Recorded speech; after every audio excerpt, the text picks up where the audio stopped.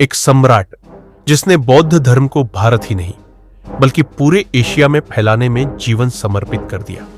एक राजा जिसकी दया और करुणा की मिसाल आज भी दी जाती है।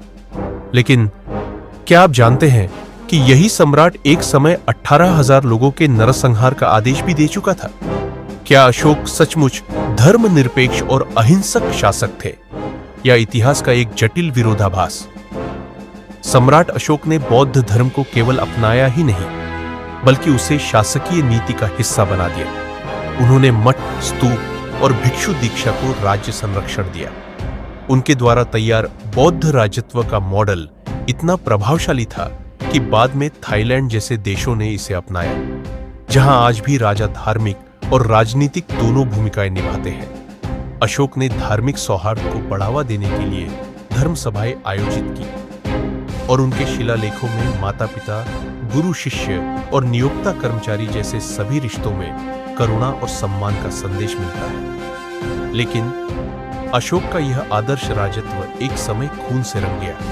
एक घटना में एक गैर बौद्ध ने 24वें जैन तीर्थंकर महावीर के चरणों के पास बुद्ध का चित्र बनाया। जब बौद्ध अनुयायियों ने इसकी शिकायत अशोक से की, उन्होंने 18,000 आजीवकों के नरसंहार का आदेश दे दिया। इतना ही नहीं, पाटलिपुत्र में एक जैन साधु को, जिसने ऐसा ही चित्र बनाया, उसके पूरे परिवार समेत जिंदा जला दिया गया। अशोक ने यहां तक घोषणा कर दी, जो कोई भी निर्ग्रंथ का सिर लाएगा उसे इनाम मिलेगा। दुर्भाग्य से उनके सैनिकों ने उनके अपने भाई को भी निर्ग्रंथ समझकर मार डाला। यह घटना अशोक के जीवन का अंधकारमय अध्याय थी। इतिहासकारों में मतभेद है। कुछ इसे अशोक की धार्मिक असहिष्णुता मानते हैं, तो कुछ इसे उनके प्रतिद्वंद्वी संप्रदायों द्वारा फैलाया गया विरोधी प्रचार कहते हैं।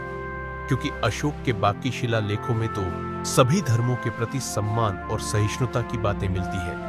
क्या यह सच था या किसी ने सम्राट की छवि को धूमिल करने की साजिश रची? इतिहास में चाहे जो भी सच हो, अशोक का योगदान बौद्ध धर्म के प्रसार में अमूल्य है।